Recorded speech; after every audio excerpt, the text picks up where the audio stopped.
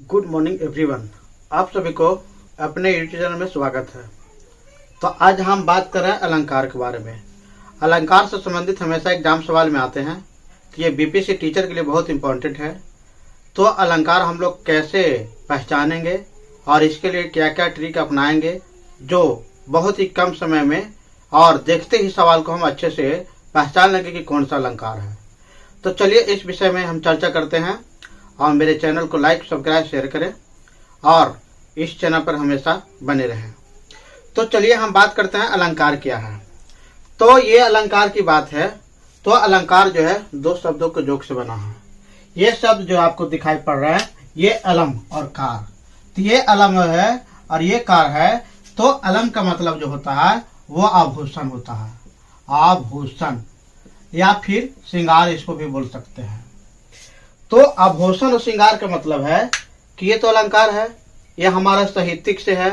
तो ये यहाँ पे जी कोई विशेष आदमी की बात नहीं कर रहा, ये हमारा साहित्य का यानी शब्द है, वाक्य है या फिर काव्य है। तो यहाँ जो आपको है ये आभूषण या श्रृंगार की जो बात कर रहा वो काव्य की बात कर रहा है। यानी काव्य का आभूषण या श्रृंगार या सुंदरता जो बढ़ाती है वही अलम की बात कर रहा है। तो इस तरह से अलंकार का अर्थ है अलम और कार। अलम का मतलब हो गया कि काव्य का आभूषण है, उसकी सुंदरता बढ़ाएगा, काव्य की शोभा बढ़ाएगा। अब इसके बाद कह रहा है कि इसकी परिभाषा क्या है, अलंकार की परिभाषा क्या है। तो अलंकार का परिभाषा है कि जब कोई भी जो है काव्य की शोभा या सुंदरता बढ़ाने वाले शब्द को या शैली को अलंकार कहते हैं। यानी जो आपका शैली है या जो आपका तत्व है जिसके माध्यम से काव्य की शोभा और सुंदरता बढ़ती है वो अलंकार कहते हैं। अब इसके बाद हम बात करते हैं अलंकार के मुख्य भेद। तो अलंकार के जो है मुख्य भेद दो होते हैं, एक अर्थालंकार हो गया और एक शब्दालंकार हो गया। अब ये नाम जो है अर्थालंकार शब्दालंकार वो इसी नाम के जो है पीछे परिभाषा छिपा हुआ है। तो हम बात करते हैं कि शब्दालंकार का मतलब है कि ये वाला जो शब्द है उसी अलंकार मतलब समझ रहे हैं कि शोभा बढ़ाएगा, काव्य की या सुंदरता बढ़ाएगा। तो यानी जो काव्य की सुंदरता शब्द से बढ़ती है तो वो हमारा शब्दालंकार है।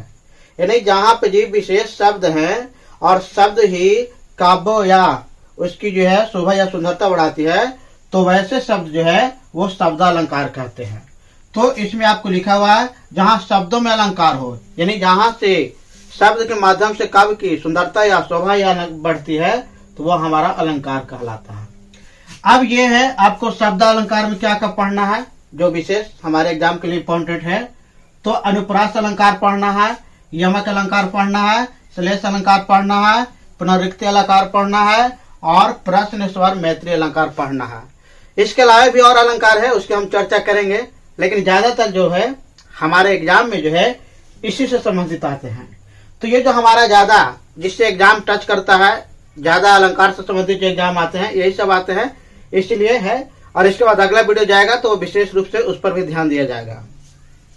अब हम आगे बढ़ते हैं अर्थालंकार। तो अर्थालंकार का मतलब है कि अगर काव्य की माने वैसा कुछ अर्थ है तो वैसा अर्थ के अनुसार काव्य की सुंदरता या शोभा बढ़ती है तो वो अर्थालंकार कहते हैं। जहाँ पे जो अलंकार अर्थ पर आश्रित हो यानी अर्थ के अनुसार उसकी शोभा या सुंदरता बढ़ेगी तो वो हमारा अर्थालंकार कहेगा। यानी संक्षेप में समझे तो शब्द के माध्यम से जिस काव्य की शोभा बढ़ेगी शब्दालंकार, और जहाँ अर्थ के माध्यम से काव्य की शोभा या सुंदरता बढ़ेगी तो वो अर्थालंकार हो गया। तो अर्थ से बढ़ा तो अर्थालंकार, शब्द से बढ़ा किसी काव्य की शोभा तो शब्दालंकार हो गया। अब चलिए आगे हम बढ़ते हैं। अब अर्थालंकार में सबसे इंपॉर्टेंट है एग्जाम में आता है उपमा अलंकार, इसके बाद रूपक अलंकार, उत्प्रेक्षा अलंकार, अतिशोक्ति अलंकार, अपरिणति अलंकार, अव्यक्ति रेख अलंकार और इसके बाद विरोधाभास। ये इंपॉर्टेंट है। इसके अलावा भी और अलंकार इसमें है अर्थालंकार में। चलिए अब हम बात करते हैं नंबर 1। ये अर्थालंकार का जो है उपमा अलंकार, ये देख रहे हैं ये अर्थालंकार का भेद है उपमा अलंकार। तो उपमा अलंकार की हम बात करते हैं कैसे हम लोग पहचानेंगे। कह रहा है कि एक वस्तु दूसरी वस्तु को रखकर समानता दिखाना, एक वस्तु को दूसरी वस्तु को रखकर समानता दिखाना ये उपमा अलंकार है। इसमें उपमेय और उपमान रहता है। इसका ट्रिक क्या है, ये ट्रिक पर आप विशेष ध्यान दीजिए।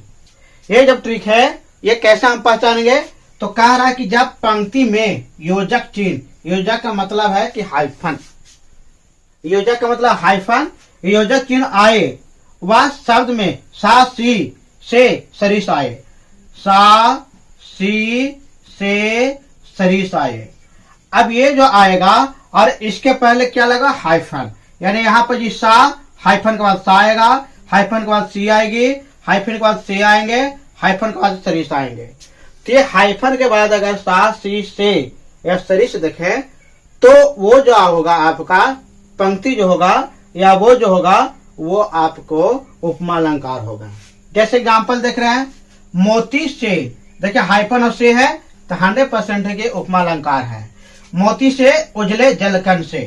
सवाल आगे एग्जाम्पल देख रहे हैं, मुख चंद्रमा सा, ये चंद्रमा और सा है तो ये सा आ गया, इसके पहले हाइफन आ गया तो ये भी उपमा अलंकार है। तो मुख चंद्रमा सा सुंदर है। कर कमल सा, ये भी कमल है, कमल के बाद हाइफन है और सा आ गया तो कर कमल सा कोमल है, ये भी आपको उपमा अलंकार है। पीपर पात सरिस मन, ये सरिस आ गया तो ये भी हमारा जो है उपमा अलंकार है।